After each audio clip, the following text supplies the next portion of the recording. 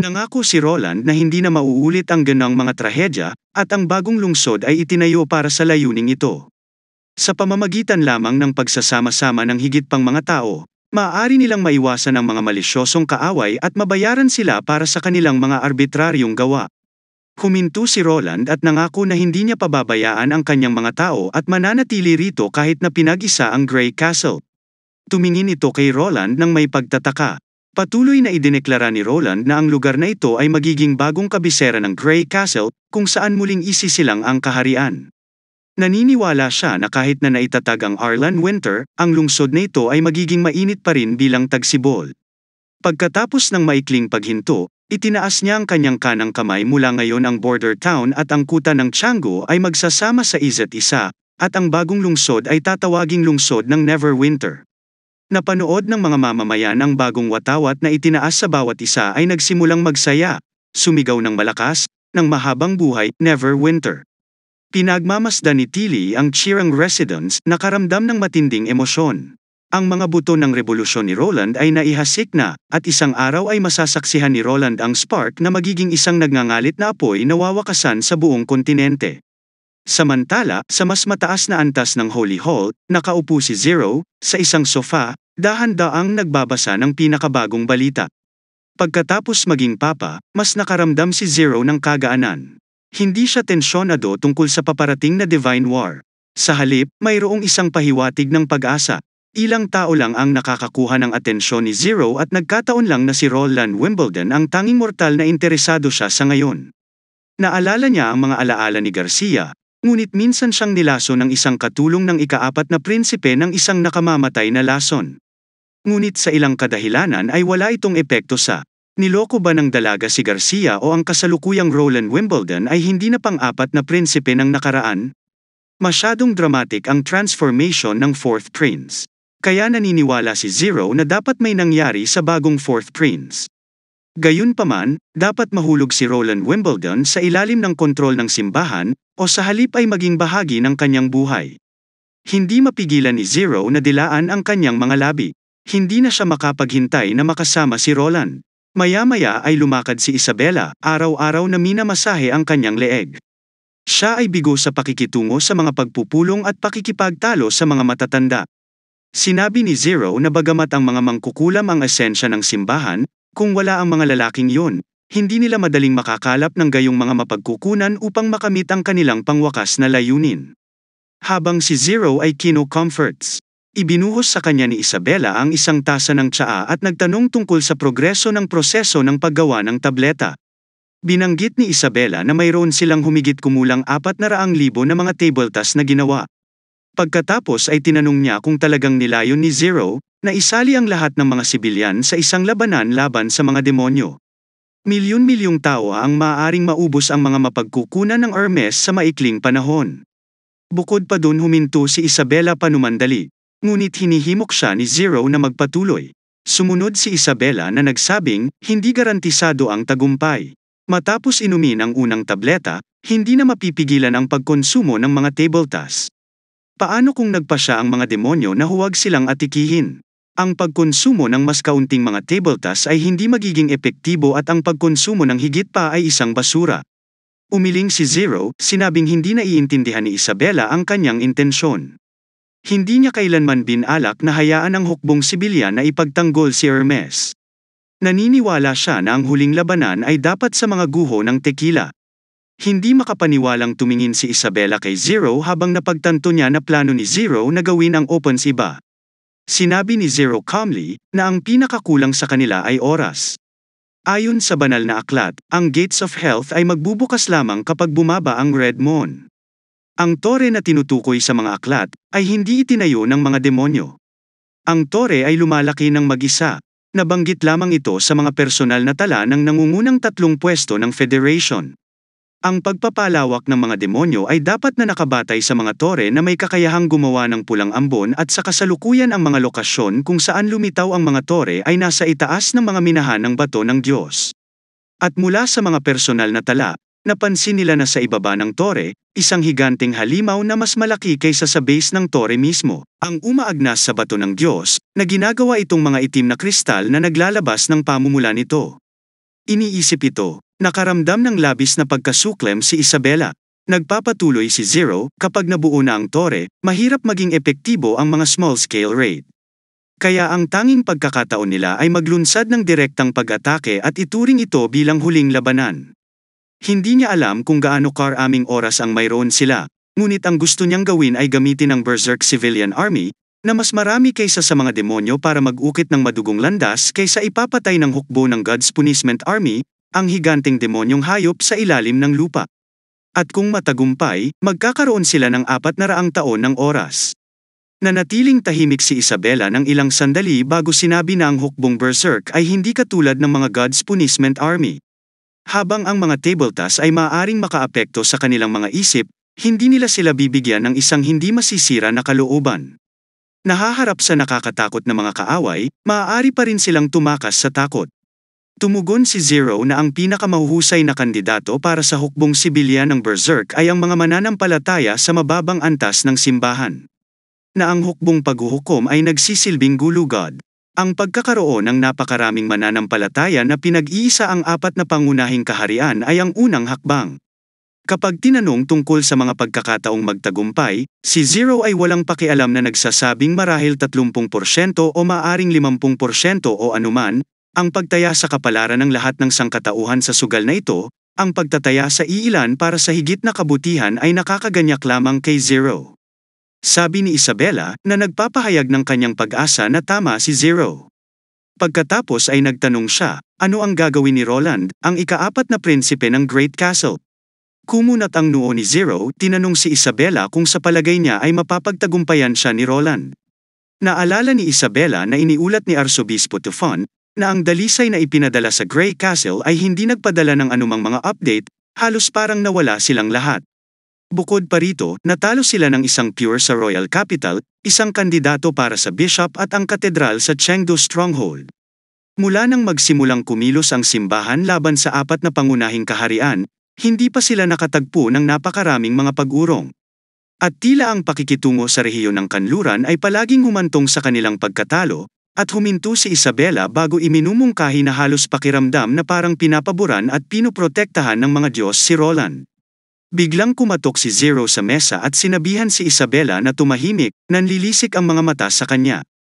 Ipinahayag niya na walang alam si Isabela sa mga Diyos at iginiit na si Roland ay isang mortal lamang. Ang kanyang kaalaman at mga pagkana ay balewala, dahil sa huli ay magiging bahagi siya ni Zero. Anuman ang maaaring makamit ng ika-4 na prinsipe, siya at ang simbahan ay gagawa ng mas mahusay.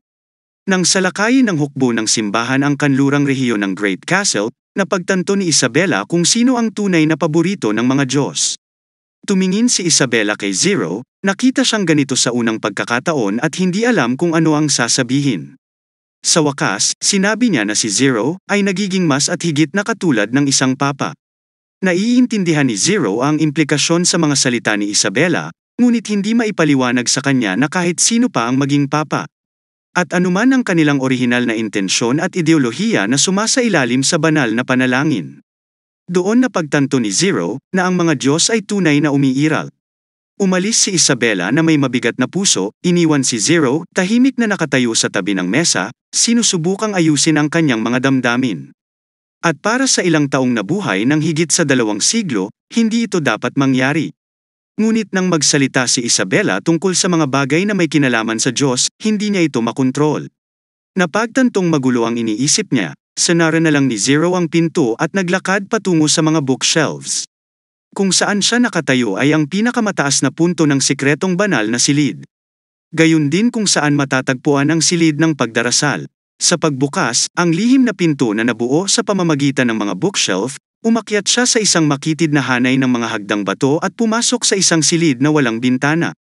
Pumikit si Zero, pakiramdam niya ay may tumatawag sa kanya. Unti-unting lumilitaw ang mga pagbabago sa silid, na parang may sumagi sa kanyang isipan. Naniniwala si Zero na ito ang paghahayag ng mga Diyos. Ang higanting pagpipinta sa pinakatuktok ay walang alinlangan na ito ang Diyos mismo. Ito ay naglalarawan ng isang tila walang hangganang mundo na may isang napakalaking pulang hemisphere na nakasabit sa gitna, na binubuo ng malaking mahiwagang kapangyarihan. Sa pamamagitan pa lamang ng pagtitig dito, Mararamdaman na ng isa ang walang katapusang at sumisikat nitong lakas. Sigurado si Zero na ito ang Diyos. Biglang lumitaw ang apat na painting sa paligid ni Zero. Ang lihim na kasaysayan ng simbahan ay naitala ang mga haka-haka ng mga dating pinuno ng Federation at mga papa tungkol sa mga painting at karamihan ay sumang-ayon sa isang conclusion. Ang lugar para sa huling labanan ay nasa loob ng tatlong mga kwadro na ito.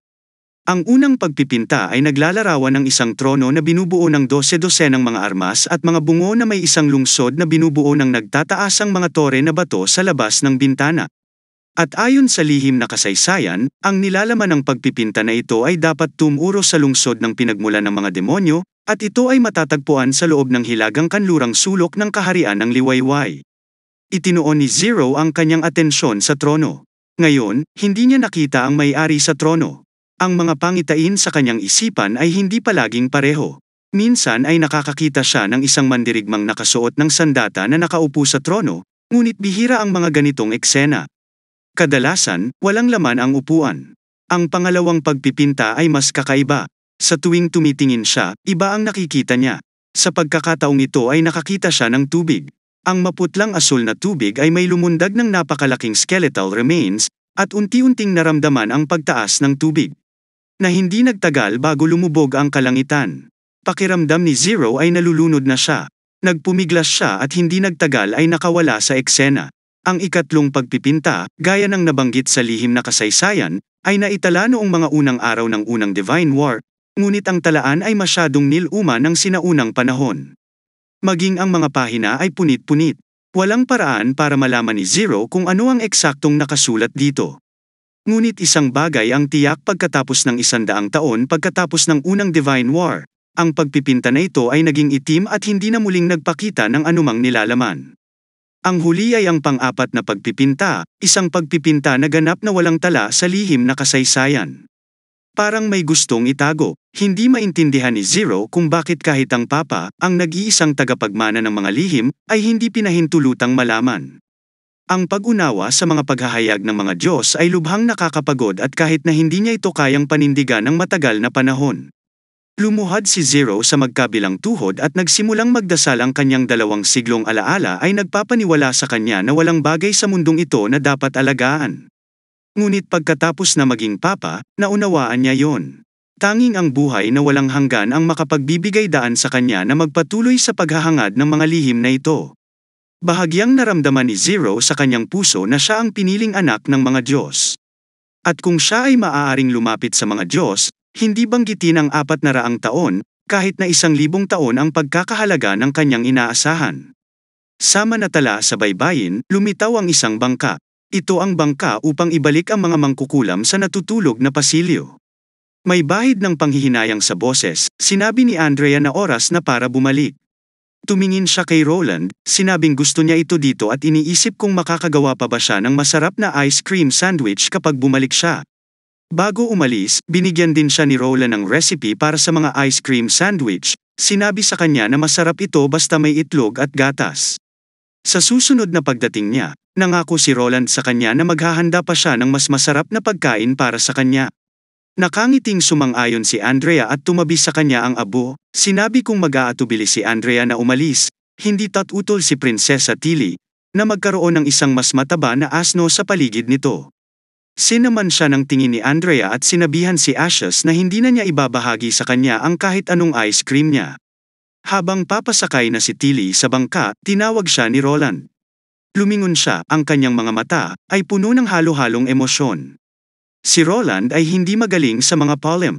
Tinawag niya ang kanyang pangalan ng hindi sinasadya, pagkatapos ay huminga ng malalim, ibinuka ang kanyang mga braso, at sinabi kay Tilly na maaari niyang abutin siya sa anumang mga problema at tutulungan siya nito.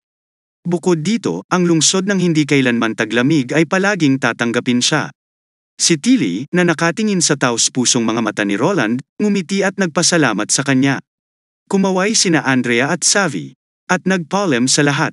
Hindi nagsalita si Ashes, ngunit nag-wave din. Pagkatapos magpaalam sa lahat ng mga mangkukulam, si Roland at ang mga mangkukulam mula sa border town ay nagtungo sa hot air balloon na ang boses ni Nightingale ay nagmumula sa bihin. Tinanong niya kung nag-aatubili si Roland na makita silang umalis. Nakaramdam ng kaunting panghihinayang si Roland at binanggit kung gaano kasaya kung ang lahat ng 300 mangkukulam mula sa natutulog na isle ay makakarating sa Western Region. Binigyan siya ni Nightingale ng kakaibang tingin, na binanggit na magpapalaki pa sa kanyang mga kasalanan. Natarante sina Roland at Anna, nagtataka kung bakit magkakaroon ng anumang kasalanan. Hindi ba't mas maganda ang buhay dito kaysa sa natutulog na daanan?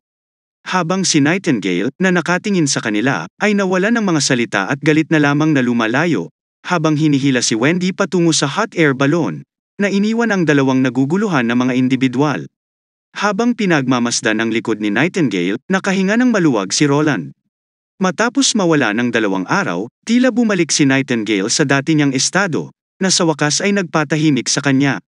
Nagkatinginan sina Roland at Anna at ngumiti, magkahawak ang kamay ng isa't isa. Sabay silang tumungo sa hot air balloon.